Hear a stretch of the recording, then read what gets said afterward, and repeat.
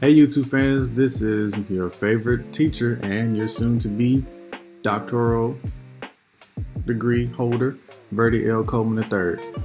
Today, I wanted to talk a little bit about an elephant in the room that a lot of people don't like to explore. And this was inspired by a conversation that I had with one of my fellow co-workers in a serious amount of frustration that I had as well. It was dealing with the lack of respect that the students have in today's time versus back in our time when we were growing up. Now, for anybody that knows, if we had the right people in our lives, authority figures and whatnot, they could so much as look at us and factory reset us. We didn't have to worry about getting spanked or whatever. A look was so much take care of all of that. But in some cases we did get whoopings, and I'm glad I got mine, because if I didn't get mine, then I would not be the man that I am today. I would not be as well disciplined as I am. I would not be as well off as I am.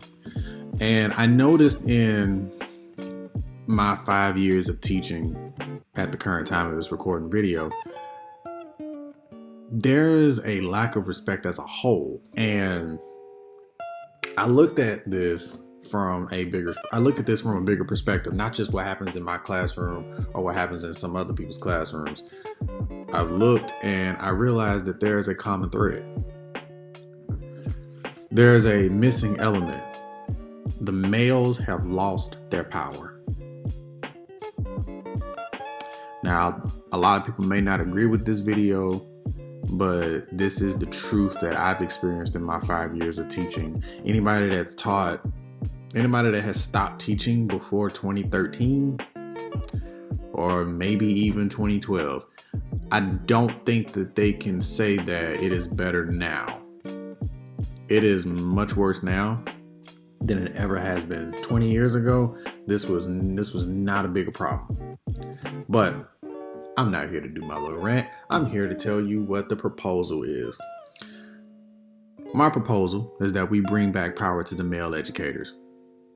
Why the men? So, as you all may have figured it out, the academic and economic failures are increasing in proportion to the increase in young parents. Now, when I say young parents, that basically is saying, kids as far as young as 14, 15 years old, getting pregnant, all the way up into the ages of maybe 21, 22 years old. Now, mind you, these kids are not ready for the adult world.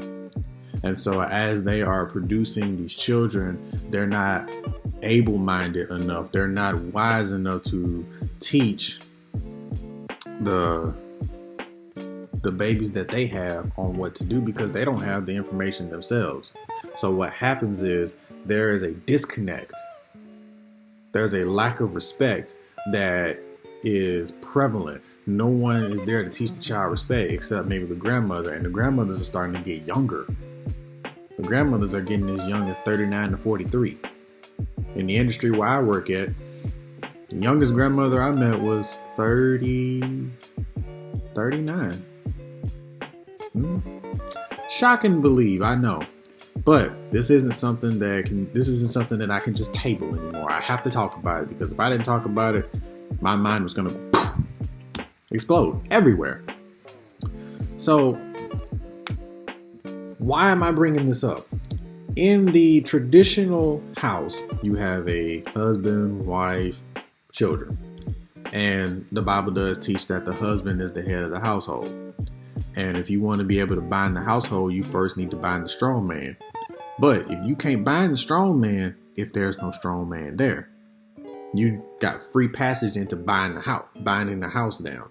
So I looked at this from the perspective of the fact that we're dealing with strongholds all over the rural area. They all had to have one thing in common. The kids are being raised by their mothers and grandmothers. You hardly ever see the father figure or you even hear of one. Now, this leads the child to grow up to believe that only a woman can tell them what to do. And you run into people like me who have their best interests at heart, but the child won't respect them. And that becomes a problem. Male educators are starting to back out.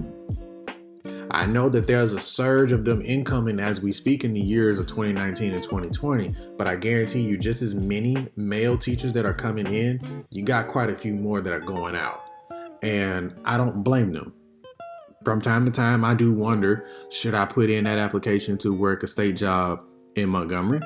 Should I go to a different area where they actually respect the male authority there? I've thought about this plenty of times while working at Wilcox Central. But I realized that my purpose there has yet to be fulfilled. And my God would be disappointed in me if I left before the time.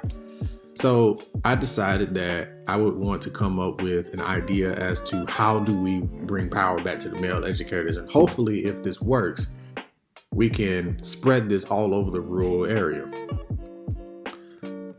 The proposed solution that I have, there are many options that you can go with. There are at least three different ways to go about, three main ways to go about doing this that I chose. I wanted to start with the home, the classroom, and the community, particularly in that order. So why focus here? Many teachers have stated in various articles throughout the last 5 years, the lack of respect of authority figure is one of the three biggest reasons that the field is perceived as not worth going into. And I can't blame them. I've been reading several articles, and one of them you'll find in my s'more if you want the link to that. This lady named Elizabeth Mulvihill, she wrote an article which two teachers in it stated that they have no means of being able to effectively administer discipline. And the kids, they take advantage of that. Honestly, when corporal punishment got taken out of the school, when being able to handle the kids the way they needed to be handled back in our time got taken out, our power went with them. And honestly, I don't like it. I tell my administrators this quite often. I don't exactly just say it boldly as I'm saying it now, because I'm trying to learn to be more diplomatic about what I say and how I say it. But they know that I have a disdain for this school system, as far as can't really say nothing to the children, or you can't really paddle them like we used to get paddled. And I'll be honest, when that went, the students, they take advantage of that. So part of the three proposed strategies, one of the strategies needs to start at home. There has to be a discipline laid out from the root. However, since there is no discipline being laid at home, my suggestion is that we take the family to therapy. Now, I know what a lot of people are thinking. Oh my God, that's so cruel. Why would you want to send them to therapy? You're going to make them think they're crazy. No, it's insane to not want to go get help. A lot of people that are in the Black community, in the rural Black community, they look at going to therapy as just some weird, oh my God, she's on the meds crazy, or he's certified with straitjacket crazy. No, get yourself in a therapist's office, take your family with you, and talk about it. Because if you don't talk about these things you don't talk about these underlying problems, they're going to grow and continue to pass on into the next generation. Now, the first step in order to be able to get to the therapist's office is to admit that you have a problem. And let's keep it real. A rural community where there's a rural community full of single mothers, something's gonna give. You can't have that many single mothers in the atmosphere in disproportion to lack of male figures there and think that it's gonna survive. No. I understand that you guys have this notion that a woman can do it on her own. And in some cases, excluding this one, they can. It's just when it comes to raising children and upbringing a generation,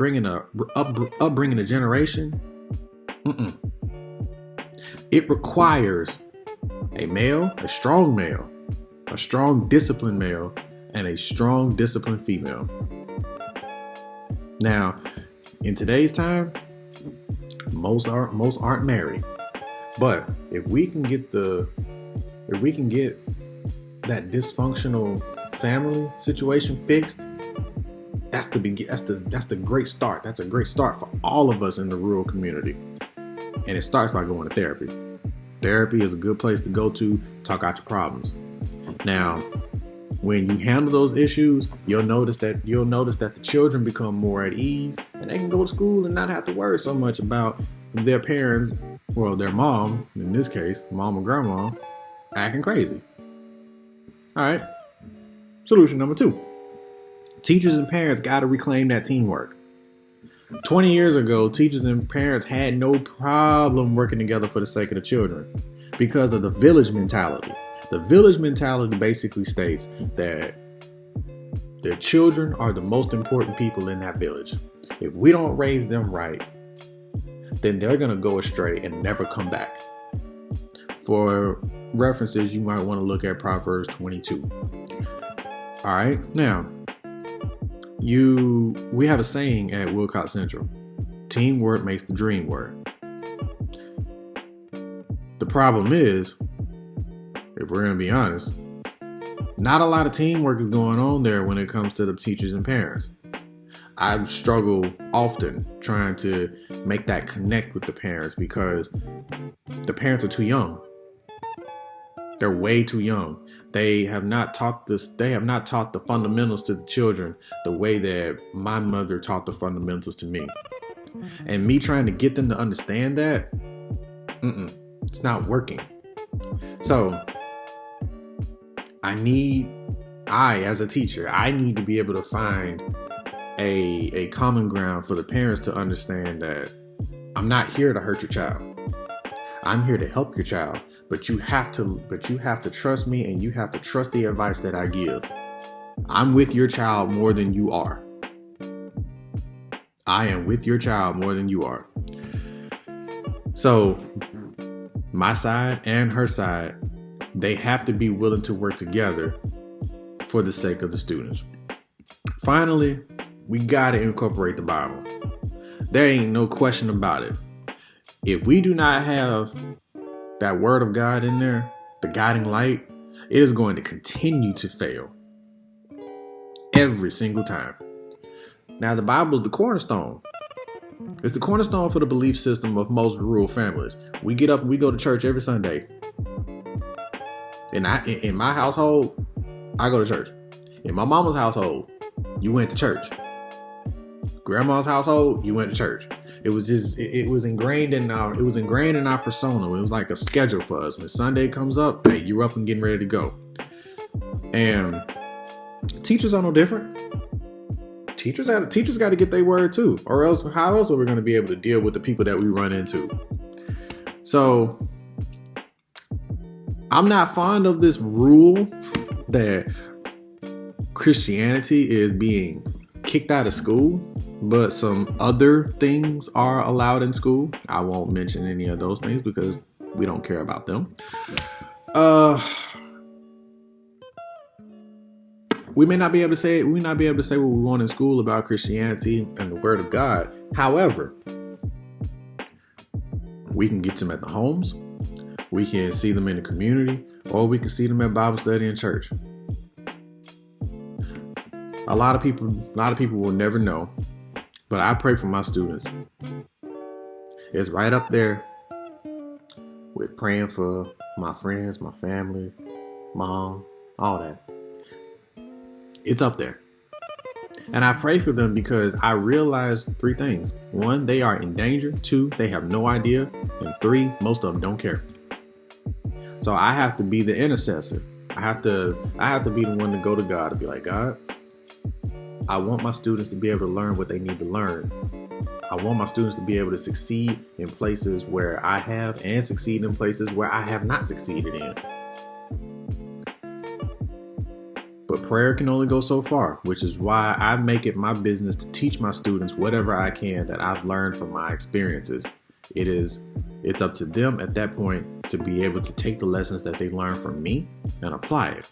And the same thing has to come from the parents. If the parents don't teach them the word of God, then Satan's going to win every time.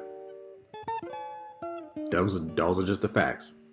So with that, the village can slowly begin restoring itself once we put these three things into action. So therapy, teamwork, and good word of God.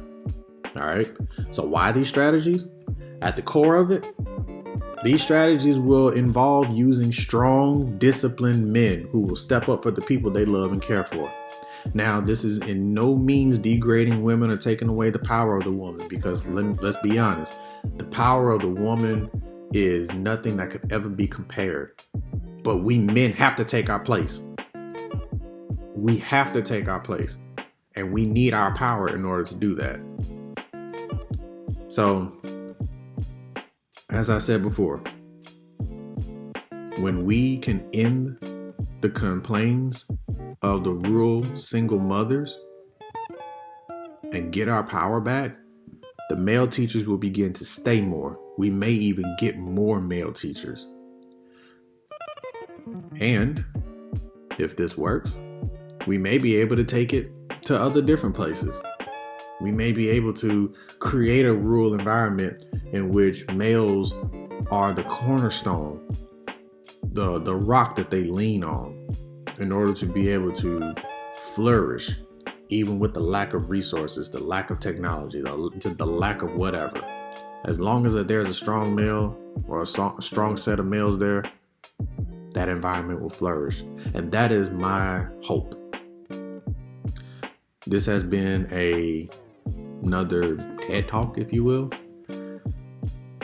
If you have questions, comments, or concerns, just email me. I'll leave my email in the description below. This has been another Silvertone production.